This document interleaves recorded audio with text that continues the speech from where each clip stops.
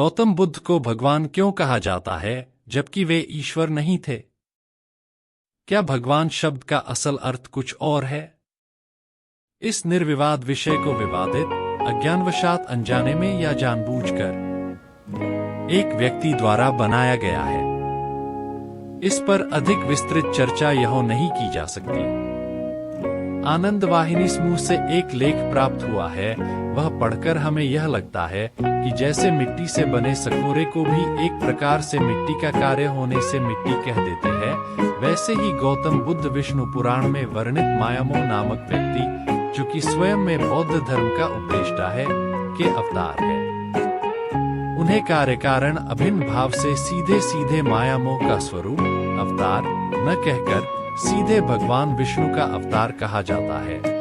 अग्नि पुराण में भगवान के अवतार गिनाए गए हैं, वहाँ स्त्री मोहिनी का अवतार भी है। वह दशावतार में नहीं आता।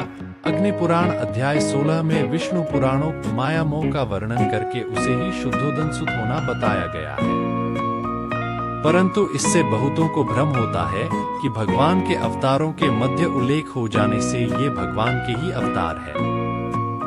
परंतु वस्तुस्थिति यह नहीं। आचार्यों द्वारा गौतम बुद्ध का वर्णन भी एक गौतम बुद्ध का जीवन हर किसी के लिए प्रेरणादायी है। गौतम बुद्ध बौद्ध धर्म के प्रवर्तक थे।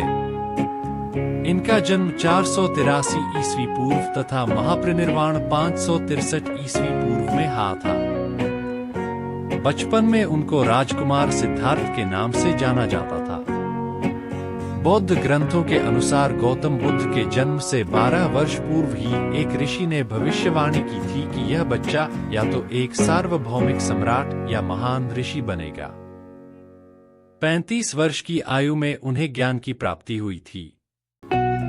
वह संसार का मोह त्याग कर तपस्वी बन गए थे और परम ज्ञान की खोज में चले गए थे। आइए आज हम आपको सिद्धार्थ के महात्मा बुद्ध बनने तक के सफर के बारे में बताते हैं।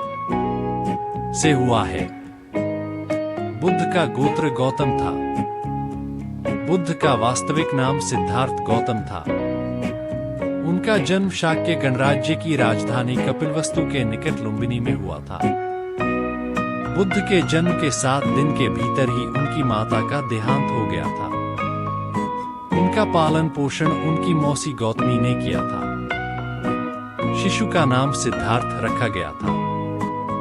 शाक्य वंश के राजा शुद्धोदन सिद्धार्थ के पिता थे। सिद्धार्थ के जन्म से पूर्व हुई भविष्यवाणी से परेशान होकर उनके पिता ने उन्हें तपस्वी बनने से रोकने के लिए राजमहल की परिधि में रखा। गौतम राजसी विलासिता में पले बढ़े। बाहरी दुनिया से आक्रांत, नृत्य करने वाली लड़कियों द्वारा मनोरंजन, ब्राह्मणों द्वारा निर्देशन और तीरंदाजी, तलवारबाजी, कुश्ती, तैराकी और दौड़ में प्रशिक्षित किए गए थे। कम उम्र में ही उनका विवाह राजकुमारी यशोधरा से करा दिया गया। दोनों का एक पुत्र भी हुआ।